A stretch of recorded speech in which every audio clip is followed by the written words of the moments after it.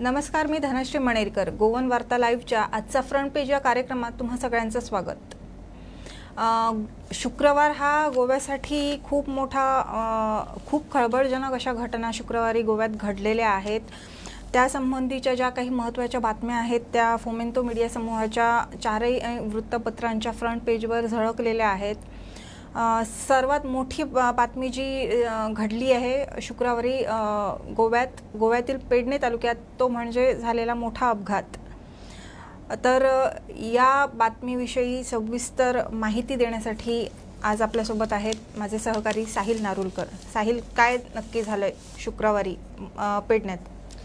खरं तर शुक्रवारी जो अपघात झाला यात एका इसमाची तिथे जीवितहानी झाली आणि त्याच्यानंतर जो तिथे तणावपूर्ण वातावरण झालं होतं, या सगळ्यावर खरंच विचार करण्यासारखा जी गोष्ट आहे. आपल्याला माहीत आहे मागील काही दिवसांपूर्वी मोपा आंतरराष्ट्रीय विमानतळाचं काम सुरू झालं.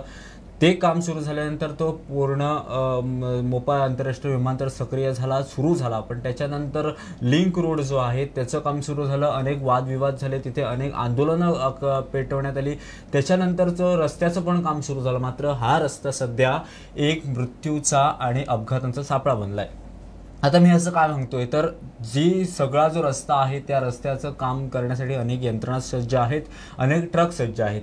मात्र जे तिथे काम करणारे ट्रक आहेत किंवा जी वाहनं आहेत ती अति वेगाने तिथे वाहनं हाकतात आणि याचाचमुळे अनेक अपघात घडलेले दिसून येतात. या सगळ्या अपघाताची जर पार्श्वभूमी बघायची झाली तर मागील काही दिवसांपूर्वी ह्या सगळ्या रस्त्यावर म्हणजे सुकेकुळण ते नागझरपर्यंतच्या रस्त्यावर मोठ्या प्रमाणात अपघात होत आहेत आणि तिथे कुणाचाही वचक असलेला दिसत नाहीये. आता जी बातमी काल समोर आली आहे ती म्हणजे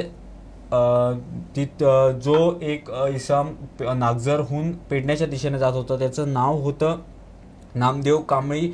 हा शिमेच्या अडवान नागझर येथील होता आणि तो नागझरहून पेडण्याच्या दिशेने जात होता आणि तर पेडण्याच्या दिशेतून नागझरच्या दिशेने येणाऱ्या एका भरधाव ट्रकने त्याला धडक दिली. या धडकेत त्या नामदेव कांबळी यांचा मृत्यू झाला. तर त्याच्या मागे बसलेले काशीनाथ शेटके हे गंभीर जखमी झालेत. ह्या सगळ्यावर हे सगळं इतकंच घडून थांबलं नाही. तर ज्यावेळी अपघात झाला त्यावेळी दुपारचे 11 वाजले होते. 11च्या ठोक्यावर हा अपघात झाला. त्यावेळी ती गाडी जी होती ट्रकच्या चाकाखाली गेली. तो मृत व्यक्ती जो होता ट्रकच्या चाकाखाली गेला आणि ट्रकवाल्याने आपला स्वतःचा पळ काढण्यासाठी 200 मीटरवर त्याला फरफटत नेलं. त्याच्यानंतर त्याने आपल्या हद्दीत गाडी घातली. मात्र स्थानिकांच्या आणि तेथील रहिवाशांच्या सतर्कतेमुळे त्या ट्रक अडवण्यात आला. मात्र त्या ट्रक चालकाने पळ काढला आणि तो ट्रक चालक त्यांच्या जी तिथे सध्याची त्यांची गल्ली जी बसवलेली आहे जिथे ते सगळे जे वर्कर थांबतात त्यात त्याने लपलाय. मात्र त्यानंतर स्थानिक जे होते ते आक्रमक झाले. त्याने जोपर्यंत कंत्राटदार जो आहे तो घटनास्थळी पोहोचत नाही किंवा जे घटनास्थळी त्या कंत्राटदार दाखल होत नाही तोपर्यंत तो मृतदेह जो आहे तो ट्रक खालून हटवणार नाही असल्याचा इशारा दिलाय. त्यामुळे सगळं जे वातावरण जे होतं तिथे तंग झालं होतं. अनेक तिथे पोलीस जे होते तैनात करण्यात आले होते. सुमारे 200 पोलिसांचा तिथे फौज फाटा तिथे लावला होता आणि या सगळ्या पार्श्वभूमीवर अनेक स्थानिकांनी तिथे आक्रमक झाले होते. मात्र त्या ड्रायव्हरच्या शोधात गेलेल्या काही जे तिथे आक्रमक युवक होते त्यांनी तेथील 2 क्रेन ज्या होत्या त्या फोडल्या, त्यांना आग लावण्यात आली आणि हा प्रकार घडल्यावर सगळी यंत्रणा खरं तर जागरूक झाली. त्याच्यानंतर मुख्यमंत्र्यांचे फोन गेले. खुद्द आमदार प्रवीण आर्लेकर जे होते ते तिथे घटनास्थळी दाखल झाले. त्याने लोकांची समजूत काढण्याचा प्रयत्न केला. मात्र लोकांनी त्यांनाही न हे करता डायरेक्ट त्यांनी 2 क्रेन ज्या होत्या त्या टायरच्या सहाय्याने पेटवल्या. इतर 4 क्रेन ज्या होत्या त्याने दगड मारून फोडल्या. हा सगळा प्रकार सुरू असताना सगळी पोलीस यंत्रणा सज्ज होत होती. पोलीस तिथे मोठ्या प्रमाणात तैनात होत होते. मोपा असो, हापसा असो, पेडणे असो किंबहुना पणजीपर्यंतचे जे पोलीस जे होते ते तिथे दाखल झाले होते. खुद्द उत्तर गोवा अधीक्षक नितीन वालसन तिथे होते. सगळे बहुतांश DYSP जे उत्तर गोव्याचे आहे ते सगळे म्हणजे जोबा दळवी असो, सागरे कोसकर असो किंवा इतर सगळे जे DYSP असो ते तिथे सक्रिय झाले होते आणि ह्या सगळ्यांनी ह्या सगळा छडा लावण्याचा प्रयत्न केला होता. मात्र स्थानिकांनी तिथे आक्रमक भूमिका घेतल्या कारणानं तेथील जो ट्रकच्या खाली जो मृतदेह होता तो काढण्यास त्यांनी नकार दिला. जोपर्यंत सगळी सेटलमेंट होत नाही, जोपर्यंत त्या मृत व्यक्तीच्या कुटुंबियाला मोबदला मिळत नाही तोपर्यंत आपण मृतदेह काढणार नाही असा त्या स्थानिकांचा पवित्रा होता. त्याच्यानंतर आमदारांनी मध्यस्थीकरण, पोलीस, त्याच्यानंतर जो मृत व्यक्तीच्या कुटुंबियांतील व्यक्ती अशांना घेऊन मोपा पोलीस स्थानकावर बैठक झाली. आता या बैठकीत नेमकं काय ठरलं हे सूत्रांकडून मिळालेल्या माहितीनुसार स्थानिकांनी अशी मागणी केली की जोपर्यंत हे काम सुरू आहे तोपर्यंत सगळ्या वाहनांची पडताळणी झाली पाहिजे, जे ड्रायव्हर्स आहेत त्यांची पडताळणी झाली पाहिजे. हा सगळा प्रकार सुरू असेपर्यंत तिथे अनेक वादविवाद सुरू झाले होते. मात्र त्याच्यानंतर मी आता रक्कम सांगत नाही, मात्र काही रक्कम जी आहे ती त्या कुटुंबियांना त्वरित देण्यात आली आणि त्याच्यानंतर हे प्रकरण जे आहे ते मिटवण्यात आलं. त्याच्यानंतर तो मृतदेह जो आहे तो शवचिकित्सेसाठी गोमॅको दाखल करण्यात आला. अवघ्या 20 मिनिटात शवचिकित्सा झाली. त्याच्यानंतर तो मृतदेह पुन्हा त्याच्या घरी आणला. त्याच्यानंतर अंत्यसंस्कार झाले. हा सगळा प्रकार सुरू असेपर्यंत मात्र सरकारमध्ये किंवा विरोधकांमध्ये मोठी खळबळ व्यक्त झाली होती. हा प्रकार एका बाजूने सुरू होता तर दुसऱ्या बाजूने एल्विस गोम्स यांनी एक महत्त्वाचा जो प्रकार आणि धक्कादायक प्रकार उघडकीस आणला की जो ट्रक अपघातग्रस्त जो ट्रक होता त्या ट्रकचा मागील काही एक वर्षापूर्वी इन्शुरन्स संपला होता आणि कुठलीही कागदपत्र नव्हती.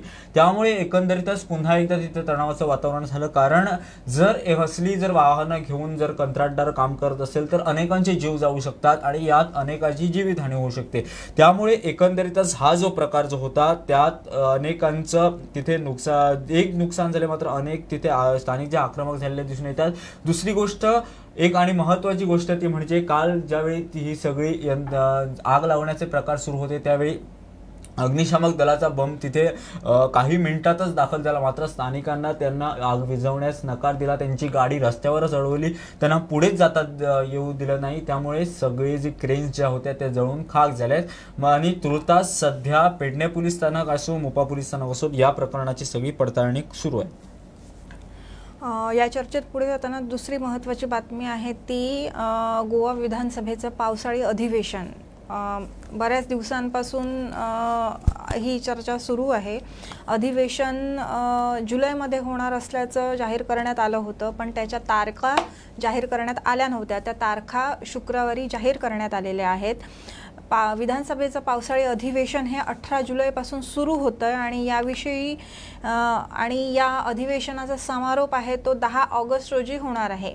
आणि ह्याविषयीचा जो समन्स आहे तो गोव्याचे राज्यपाल आहेत PS श्रीधरन पिल्लई यांनी शुक्रवारी जारी केलेला आहे. एकूण 18 जुलै ते 10 ऑगस्ट एकूण 18 दिवसांचं असं हे पावसाळी अधिवेशन होणार आहे. आणि या अधिवेशनात प्रश्न उत्तरांसोबतच खात्याच्या विविध मागण्या आहेत त्यावर चर्चा होण्याची शक्यता आहे. त्याचप्रमाणे सध्या राज्यात जे विषय सुरू आहेत, स्मार्ट सिटीचं काम म्हणा किंवा इतर विषय असतील तर त्या विषयांवर तिथे खडाजंगी होऊ शकते. विरोधक सरकारवर हल्लाबोल करू शकतात अशी शक्यता व्यक्त केली जाते.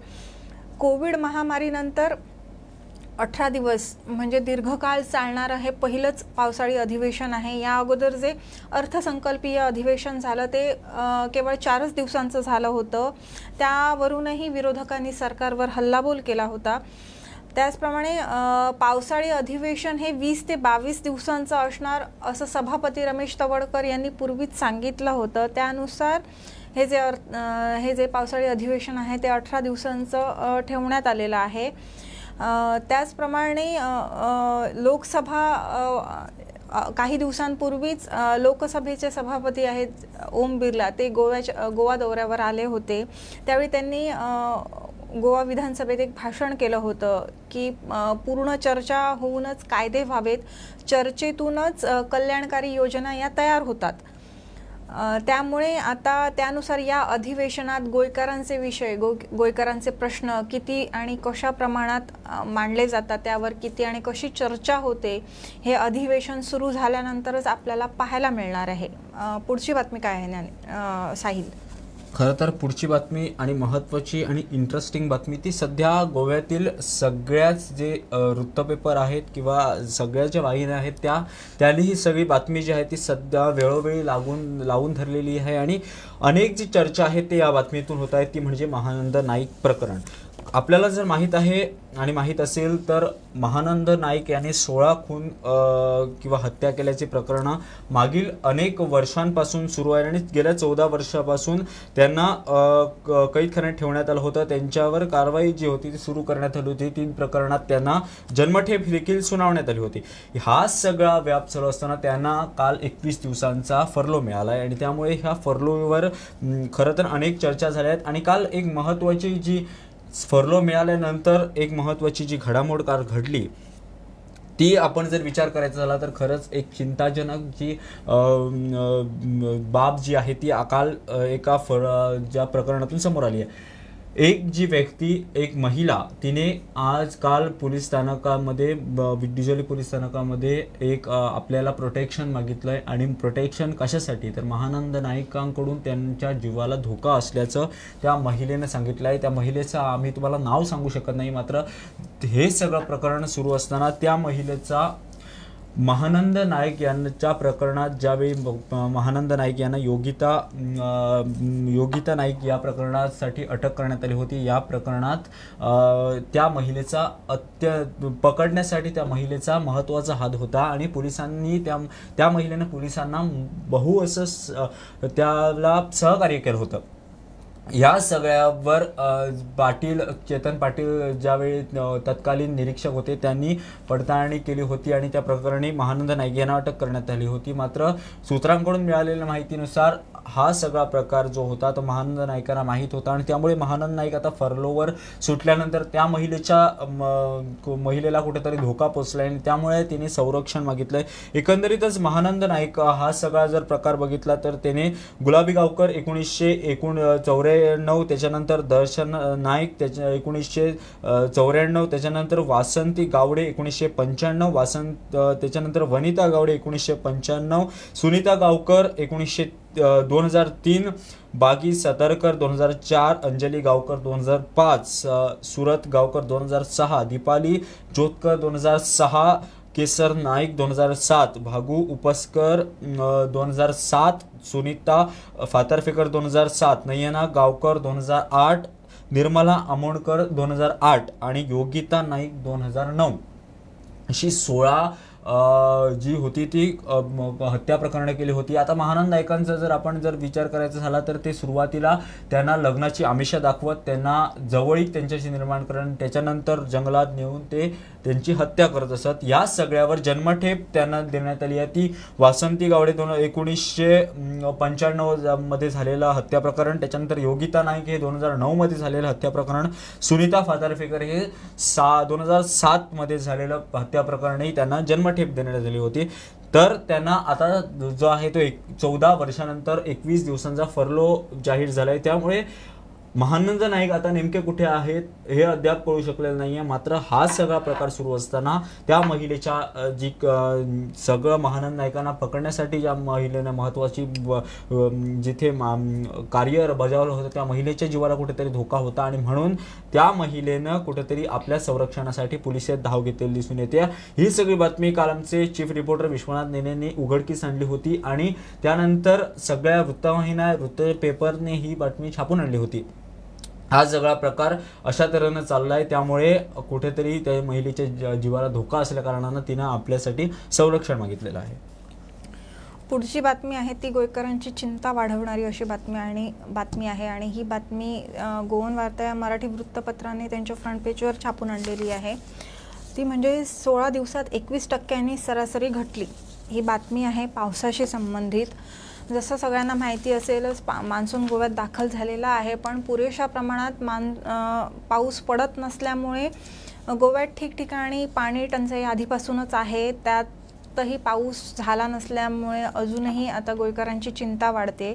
त्यातच ही बातमी येऊन धडकलेली आहे ती म्हणजे 16 दिवसात सरासरीपेक्षा 21% कमी पाऊस. गोमंतकीय जनतेचे डोळे मान्सूनकडे. राज्यात 1 जून ते 16 जून या कालावधीत जो पाऊस पडलेला आहे तो सरासरीपेक्षा 21% कमी आहे असं सांगितलं जातं. या कालावधीत दक्षिण गोव्यात सरासरीपेक्षा 22%, तर उत्तर गोव्यात 6.8% कमी पाऊस झालेला आहे. आणि ही जी आकडेवारी आहे ती राज्य हवामान विभाग आहे, त्या हवामान विभागाने ही आकडेवारी समोर आणलेली आहे. तर 1 ते 16 जून या कालावधीत राज्यात सरासरी 104.3 मिलीमीटर म्हणजेच 4.10 इंच पावसाची नोंद होते. पण यंदा मान्सून हंगामात या कालावधीत 82.7 मिलीमीटर म्हणजेच 3.25 इंच पाऊस एवढाच पाऊस आहे तो झालेला आहे.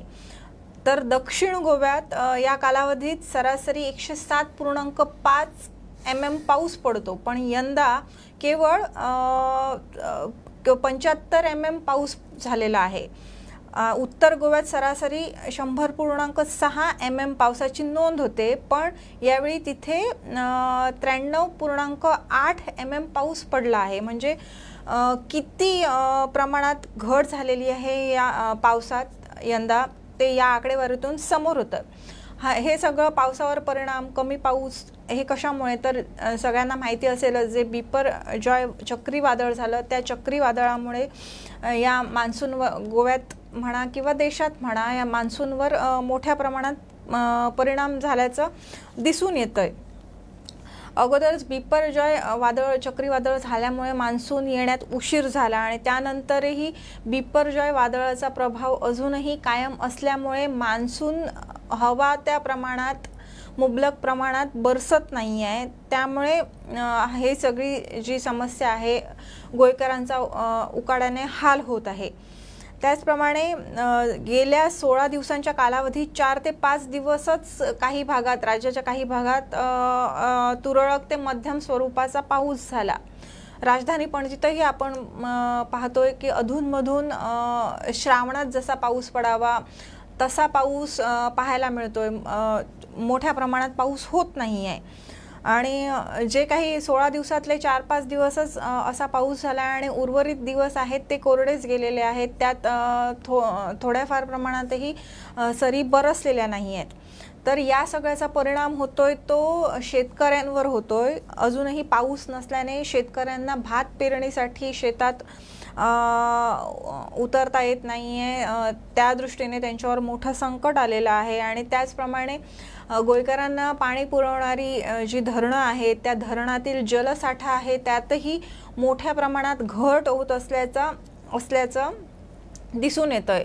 यामुळे राज्यातील जो पाणी प्रश्न आहे तोही गंभीर होत आहे. याविषयीची जी काही बातमी आहे ती गोवन वार्ता लाईव्हने मान्सून राज्यात दाखल होण्यापूर्वी राज्यातील विविध जी धरणं आहेत त्या धरणांमध्ये किती पाणीसाठा आहे, पाण्याची पातळी किती आहे या धरणांमध्ये याविषयी जी सविस्तर बातमी होती ती तुमच्यापर्यंत पोहोचवली होती. आता त्यावेळीच सांगण्यात आलं होतं की पाणी साठा धरणातील फार कमी आहे आणि त्या दृष्टीने आता पाऊस झाला नसल्याने म्हणजे जून आता अर्धा झालेला आहे आणि या अर्धा जून होऊनही मान्सून हवा त्या प्रमाणात होत नसल्याने अजून ही जी पाणी पातळी आहे धरणातील ती अजून खालावलेली आहे. आणि त्यातही गोवन वार्ता या मराठी वृत्तपत्राने साळावली धरण आहे दक्षिण गोव्यातील त्या धरणातील पाण्याच्या पातळीत मोठ्या प्रमाणात घट झाल्याची ही बातमी आज फ्रंट पेजवर छापून आणलेली आहे. मान्सून कमकुवत झाल्यामुळे दक्षिण गोव्याला पाणी पुरवठा करणारं साळावली धरणातील पाणीसाठा प्रचंड घटतोय असं या बातमीत सांगितलेलं आहे. त्यामुळे जर ही मान्सूनची स्थिती अशीच आता अर्धा जून झालेला आहे, पुढील काही दिवस जे 15-16 दिवस राहिलेले आहेत जून महिन्याचे त्या दिवसातही जर मान्सून मुबलक प्रमाणात झाला नाही तर मात्र या साळावली धरणातील पाणी पूर्ण आटण्याची शक्यता आहे. त्यामुळे दक्षिण गोव्यात मोठ्या प्रमाणात पाणी समस्या निर्माण होऊ शकते. त्याचप्रमाणे शुक्रवारी या धरणातून जे शेताला पाणी देण्यात येत होतं, शेतीसाठी पाणी सोडण्यात येत होतं, ते पाणी पूर्णपणे बंद करण्यात आलेलं आहे. त्यामुळे आधीच मान्सून नाही, त्यातही साळावली धरणातून जे थोडंफार पाणी शेतीसाठी मिळत होतं दक्षिण गोव्यात, तेही आता बंद झाल्यामुळे दक्षिण गोव्यातील शेतकऱ्यांसमोर मोठं संकट निर्माण झालेलं आहे. आणि त्यातच जलस्रोत खात्याने महत्त्वपूर्ण अशी माहितीही दिलेली आहे या पाणीसाठ्याबद्दल. सध्या साळावली धरणात जलस्रोत खात्याने दिलेल्या माहितीप्रमाणे सध्या साळावली धरणात 29.18 मीटर उंचीपर्यंतच पाण्याची पातळी आहे. म्हणजे केवळ 21% पाणी पुरवठा हा साळावली धरणात शिल्लक राहिलेला आहे. गेल्या वर्षी 15 जूनपर्यंत साधारण 32.62 मीटर उंचीपर्यंत पाणीसाठा होता. म्हणजे यंदा 3 मीटरने हे जे पाणी आहे ते कमी झालेलं आहे. म्हणजे ही गोष्ट दक्षिण गोव्यातील लोकांनी नोंद करण्यासारखी आहे. पाणी संकट जे आहे ते गंभीर रूप धारण करतंय. याचं मुख्य कारण म्हणजे हे पाणी पातळी घटण्याचं मुख्य कारण सांगण्यात आलेलं आहे जलस्रोत खात्याप्रमाणे. ते म्हणजे दरवर्षीपेक्षा यंदा 15 दिवस उशिरापर्यंत कॅनलमधून शेतीसाठी पाणी सोडणं चालूच होतं. वांगणी शेती एप्रिलच्या शेवटी संपते, त्यानंतर थोडं पाणी सोडलं जातं, पण मेच्या अखेरीस ते बंद केलं जातं. मात्र यंदा तसं झालेलं नाही आहे. यंदा मेची अखेर काय, जूनचे 10 दिवस उलटूनही मान्सून गोव्यात दाखल झाला नाही. त्यामुळे राज्याच्या विविध भागात पाणी समस्या निर्माण झाल्या. त्यामुळे साळावली धरणातून दक्षिण गोव्यासाठी पाणी सोडण्याशिवाय अजून पर्याय नव्हता. त्याचा परिणाम आता कुठेतरी या धरणातील पाणी साठ्यावर दिसून येतोय. आता पाणी पातळी प्रचंड जेव्हा घटली आहे तेव्हा जलस्रोत खात्याला जाग येऊन जलस्रोत खात्याने हे जे आहे ते पाण्याचा विसर्ग आहे तो बंद केलेला आहे.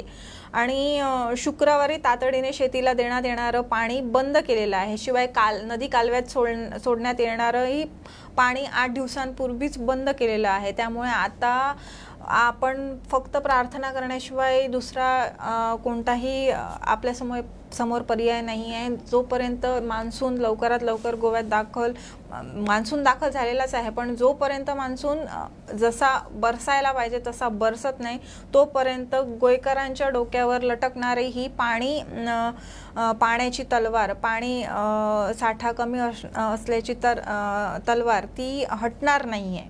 पुढची बातमी काय आहे साहिल?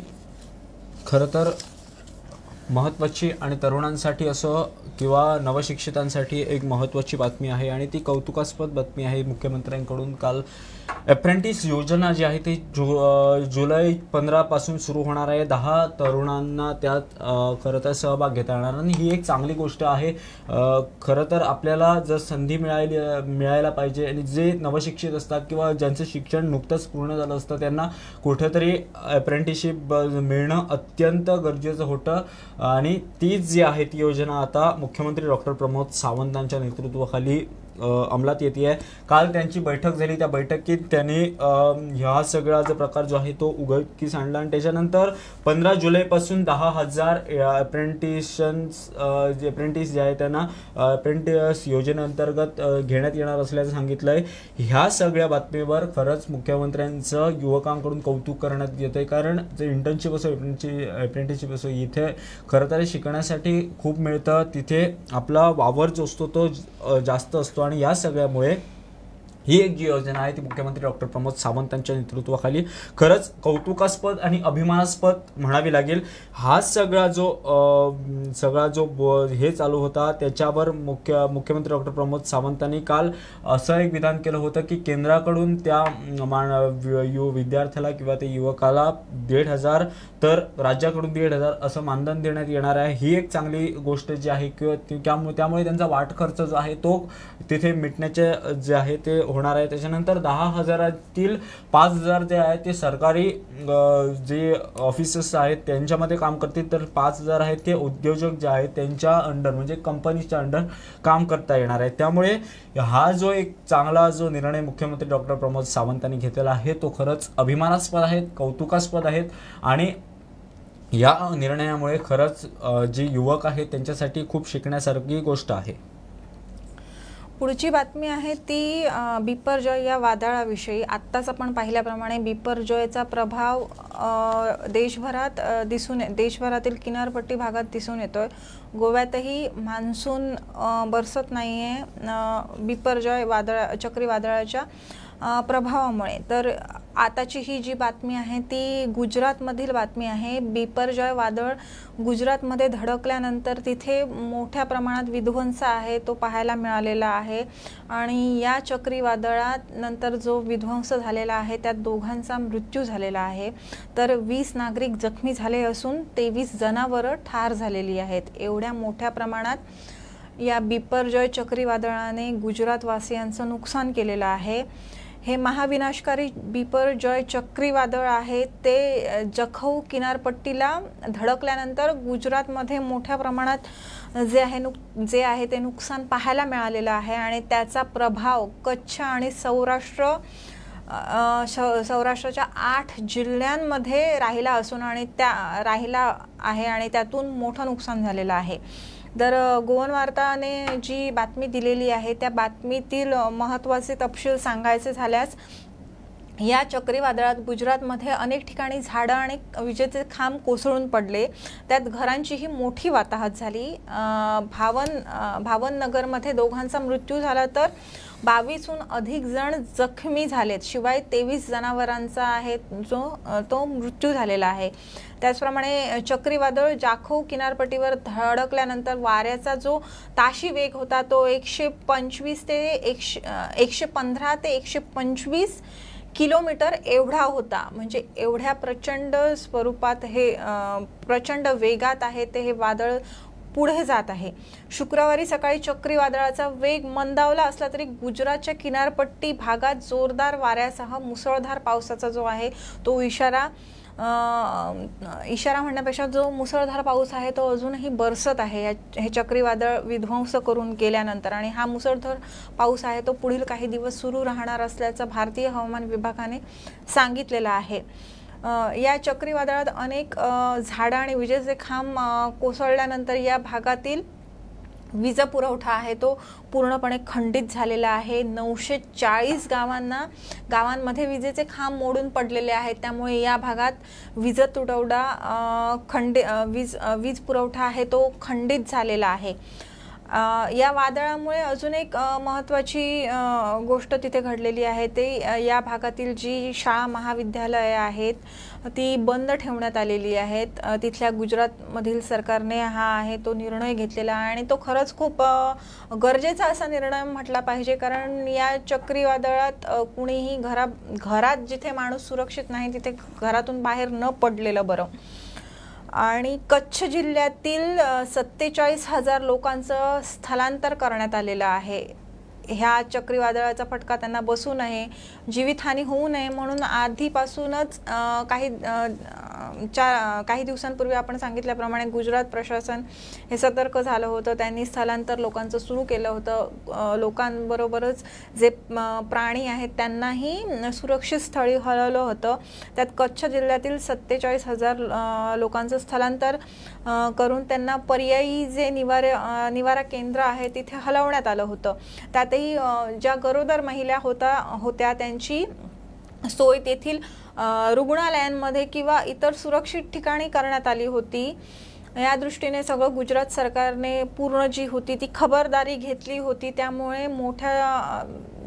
मोठ्या स्वरूपात नुकसान झालं नाही. पण जे काही झालंय ते खरंच खूप दुर्दैवी आहे. आणि आता हे वादळ पूर्ण ओसरल्यानंतर जे काही त्या भागात नुकसान झालेलं आहे, घरांचं नुकसान झालेलं आहे,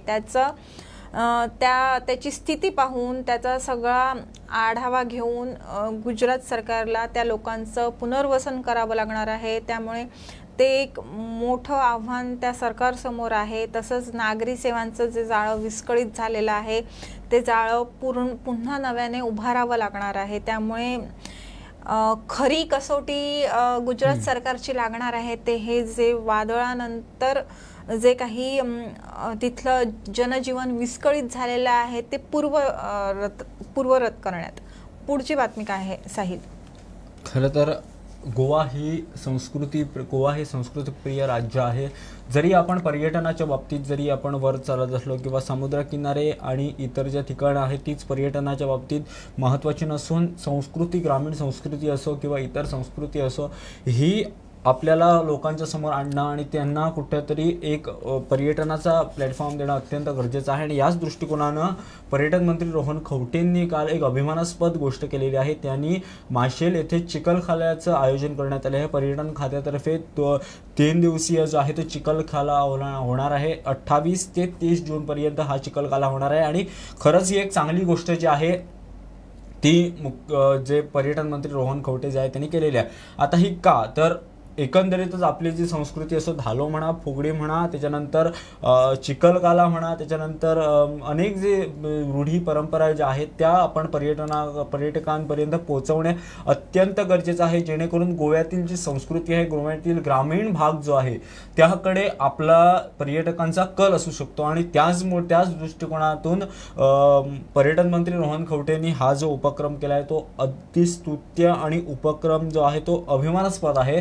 त्यांनी असंही म्हटलं आहे की हा कुठल्याही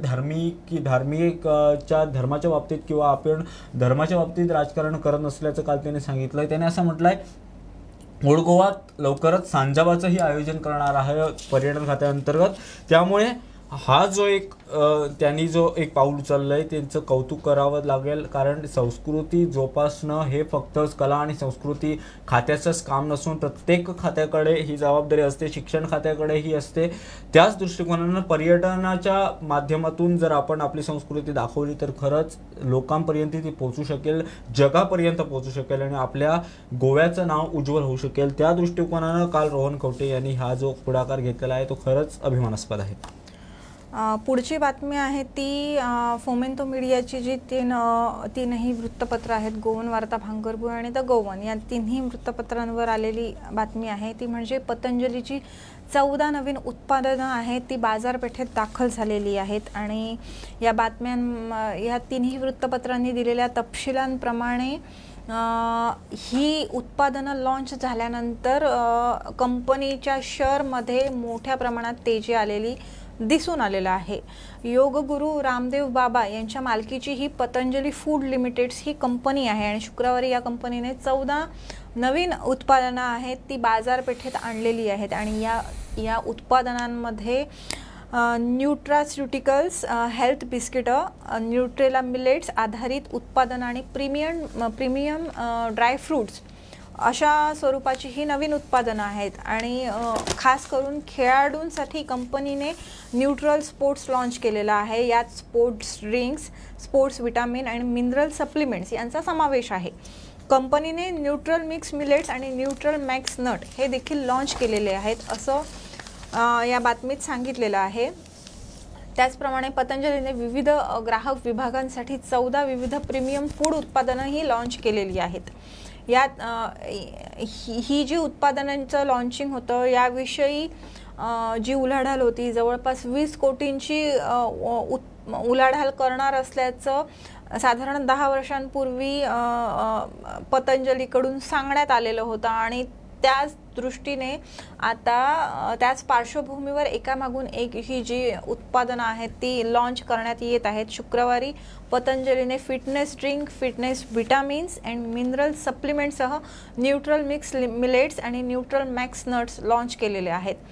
क्रीडा आणि फिटनेस उत्पादनांची मागणी पाहून मागणी वाढते खरं तर जे काही हेल्दी उत्पादनं आहेत त्यांच्यासाठी. आणि त्याच दृष्टीनं पतंजली ही जी कंपनी आहे त्यांच्याकडून ही विविध उत्पादनं लॉन्च होत असतात.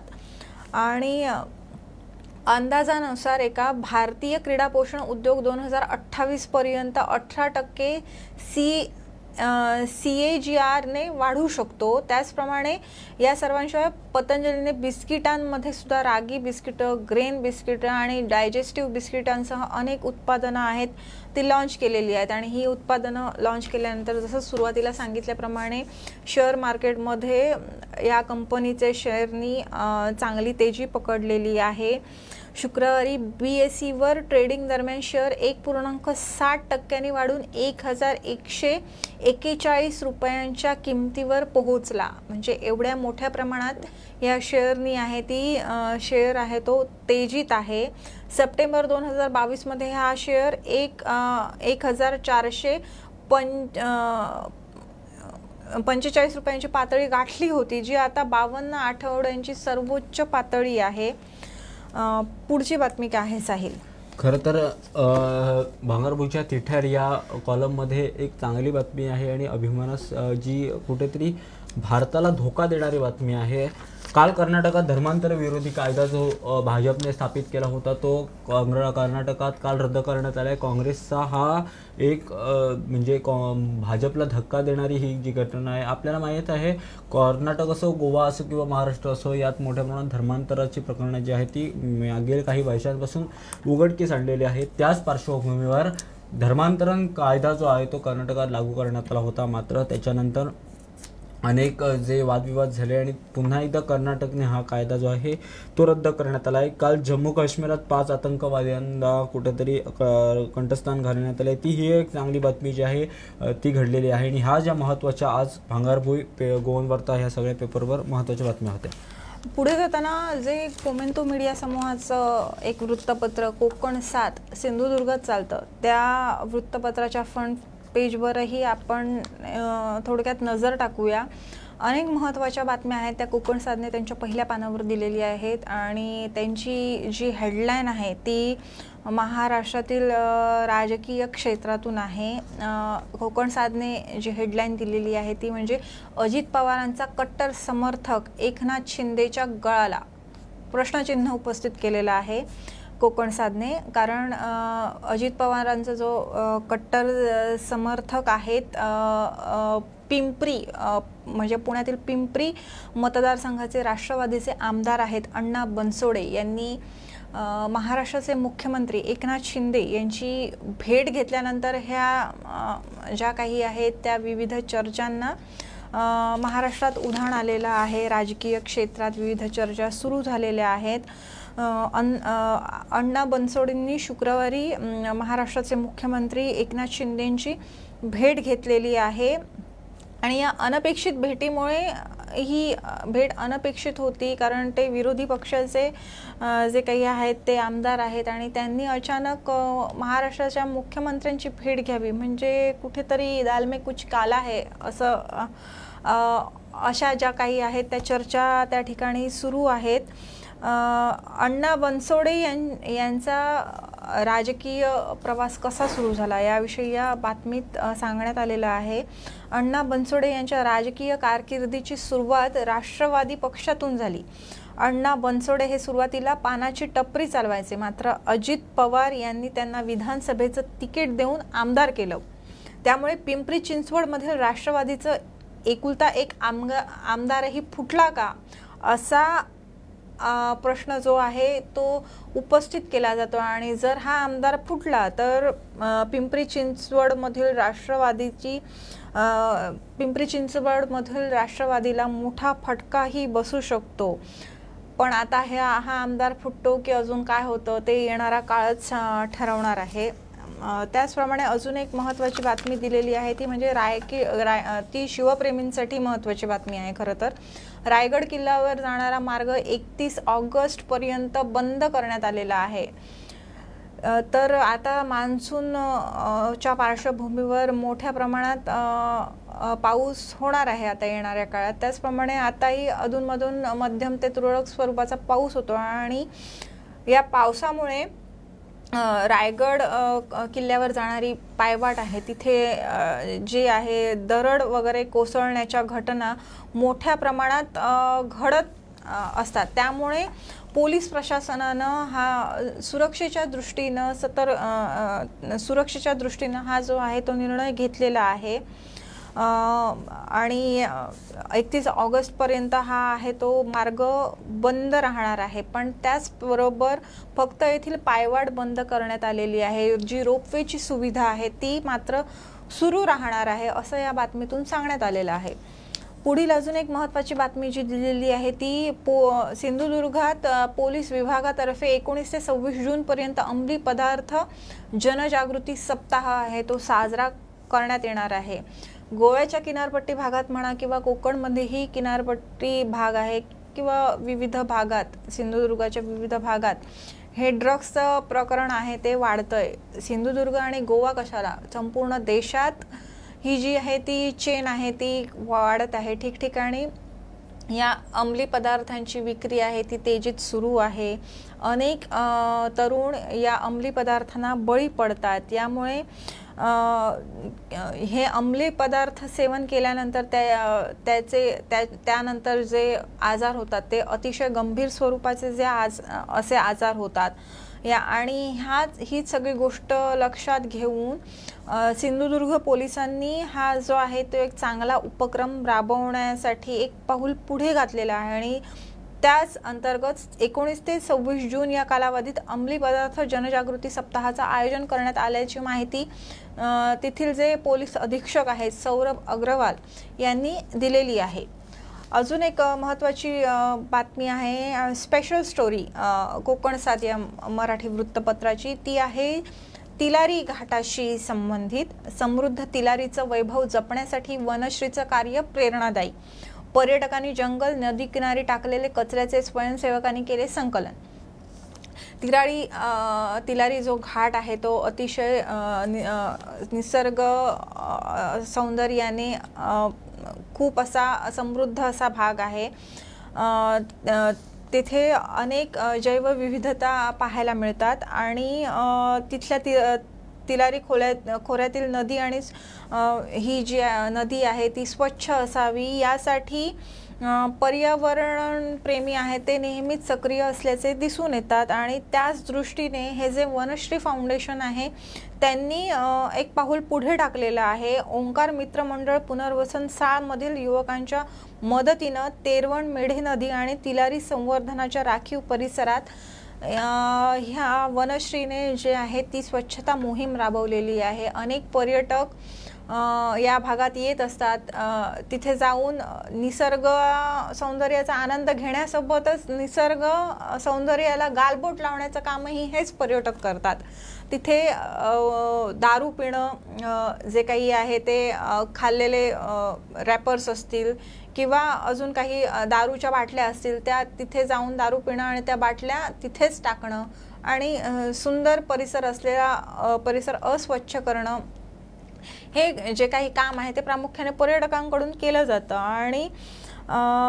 आणि या भागात बेशिस्त पर्यटकांकडून मोठ्या प्रमाणात जो आहे तो धुमाकूळ सुरूच असतो. आणि ह्याच पर्यटकांनी जो काही कचरा केलेला तो वनश्री करून संकलन त्या कचऱ्याचं करण्यात आलेलं आहे आणि हा परिसर आहे तो पुन्हा एकदा स्वच्छ करण्यात आलेला आहे.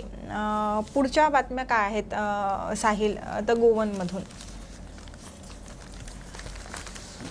द गोवन या इंग्रजी वृत्तपत्रातही अनेक इन शॉर्ट्स महत्त्वाच्या बातम्या देण्यात आलेल्या आहेत. बरोबर. हा परत एक सायक्लोनची बातमी जी आहे ती आपण तू मगाशी डिस्कशन केली. त्याच्यानंतर ही एक आहे जी सध्या जे मिड डे मीलचा जो प्रकार आहे आपण जर बघितलं तर मिड डे मीलचा प्रकार जो आहे तो मागील काही दिवसांपासून वारंवार उघडकीस आलेला दिसून येतो. आणि मिड डे मील सध्या जे कुठेतरी जे स्थानिक ग्रुप जे करत होते आणि त्याच्यानंतर जी वाटप करत होते ते आता कुठेतरी कुठल्या एका एजन्सीला देण्यात आले आणि त्यामुळे अनेक वादविवाद जे आहेत ते सुरू होते. आणि मिड डे मीलच्या बाबतीत टेंडर जे आहे ते आता कुठेतरी बाहेर काढण्यात आलं आहे. आणि ह्या सगळ्यावर आता सगळं लक्ष आहे ते त्या क्वालिटीच्या खाण्यावर किंवा जे ते खाणं जे देणार आहेत मिड डे मील जे देणार आहे त्या क्वालिटीच्या. कारण आपल्याला माहीत आहे पाल असो झुरळ असो अशा तऱ्हेचं प्रकरण जे आहे ती मिड डे मीलच्या अशा सामील झालेले दिसून येते. आणि या सगळ्यावर मुख्यमंत्री असो किंवा अनेक तत्कालीन मुख्यमंत्री तत्कालीन शिक्षण मंत्र्यांनी वेळोवेळी त्यावर आवाज उठवलेला दिसून येतोय. आणि ह्या सगळ्यावर पार्श्वभूमीवर हेल्दी आणि न्यूट्रिशियस फूड देण्यासाठी हा जो आहे तो निर्णय घेतलेला आहे. झिंगडे जे आहेत संचालक त्यांनी हा सगळा जो प्रकार जो आहे तो उघडकीस आणलेला आणि हा जो प्रकार सगळ्यांना माहिती, या प्रकाराची माहिती दिली आहे. आता ह्या सगळ्या नॉन गव्हर्नमेंटल ऑर्गनायझेशन्सला हा जो प्रकार जो देण्यात येणार आहे हा कशा तऱ्हेनं आता पुढे चालतोय, कारण जर क्वालिटीचं आपल्याला जर खाणं द्यायचं असेल तर त्याला खर्चही तसाच करावा लागेल आणि त्या दृष्टिकोनानं 12 ते 13 लाख रुपये दर वर्षी जे आहे ते मिड डे मीलवर सरकार खर्च करतंय. मात्र यंदा हा सगळा प्रकार कशा तऱ्हेनं जाणार आहे हे पाहणं अत्यंत महत्त्वाचं ठरणार आहे. त्याचप्रमाणे इन शॉर्ट थोडक्यात द गोवनने काही महत्त्वपूर्ण बातम्या दिलेल्या आहेत. त्यात एक बातमी आहे ती मयेतून. आज शनिवार आहे आणि शनिवारी मयचे आमदार आहेत प्रेमेंद्र शेट, त्यांचा वाढदिवस आहे. प्रेमेंद्र शेट यांना गोवन वार्ता लाईव्हकडून वाढदिवसाच्या शुभेच्छा. त्याच पार्श्वभूमीवर शुक्रवारी मयेत एक कार्यक्रमाचं आयोजन करण्यात आलं होतं. तिथे सनद वाटप करण्यात आलं आणि या कार्यक्रमाला मुख्यमंत्री डॉक्टर प्रमोद सावंतांनी उपस्थिती लावली होती. यावेळी 350 जे स्थानिक आहेत त्यांना हे आहे ते सनद वाटप करण्यात आलेलं आहे आणि यावेळी एक इशारा दिलेला आहे मुख्यमंत्र्यांनी. मयेत जी काही बेकायदेशीर घरं बांधण्यात आलेली आहेत किंवा इलिगलचे कन्स्ट्रक्शन्स आहेत त्यावर बुलडोजर फिरवणार असल्याचं मुख्यमंत्र्यांनी इशारा आहे तो दिलेला आहे. त्याचप्रमाणे अजून एक महत्त्वाची बातमी आहे ती मालिम बेती येथे एका वाईन शॉपमध्ये चोरी झाली होती. 22,000च्या ज्या दारूच्या बाटल्या होत्या त्या चोरण्यात आलेल्या होत्या आणि या प्रकरणी पोलिसांनी तपासचक्र गतीने फिरवत कोल्हापूर येथील दोघांना ताब्यात घेतलेलं आहे. तर आज या महत्त्वाच्या बातम्या फोमेंतो मीडिया समूहाच्या 4ही वृत्तपत्रांच्या पहिल्या पानावर छापून आलेल्या आहेत. तर आजच्या कार्यक्रमात आज आपण इथेच थांबणार आहोत. पण तुमचा निरोप घेण्यापूर्वी गोवन वार्ता लाईव्हला फेसबुक आणि यूट्यूबवर फॉलो करायला विसरू नका. त्याचप्रमाणे ट्विटरच्या माध्यमातून ताज्या घडामोडींच्या ज्या फास्ट अपडेट्स आहेत त्याही मिळवायला विसरू नका. इंस्टाग्रामवरही गोवन वार्ता लाईव्ह अवेलेबल आहे, तिथेही गोवन वार्ता लाईव्हला नक्की भेट द्या आणि फॉलो करा. त्याचप्रमाणे ज्या तपशीलवार राज्यातील राष्ट्रीय पातळीवरील आणि आंतरराष्ट्रीय पातळीवरील ज्या ताज्या घडामोडी आहेत त्यांच्या तपशीलवार अपडेट्स मिळवायच्या असतील तर गोवन वार्ता लाईव्हची वेबसाईट पेज आहे, तिथे गोवन वार्ता लाईव्हला नक्की फॉलो करा. त्याचप्रमाणे फोमेंतो मीडिया समूहाची 4 वृत्तपत्र आणि 3 वृत्तवाहिन्या आहेत त्या प्रुडंट ॲपवर एकाच ठिकाणी अवेलेबल आहेत. त्यामुळे प्रुडंट ॲप जर तुम्ही डाउनलोड केलेलं नसेल तर आजच प्ले स्टोअरवर जा आणि प्रुडंट ॲप डाउनलोड करा. तर आजच्या कार्यक्रमात आज आपण इथेच थांबणार आहोत. पुन्हा भेटूया नव्या घडामोडींसह. तोवर तुम्ही पाहत राहा गोवन वार्ता लाईव्ह, नातं गोव्याचं, देणं मराठीचं.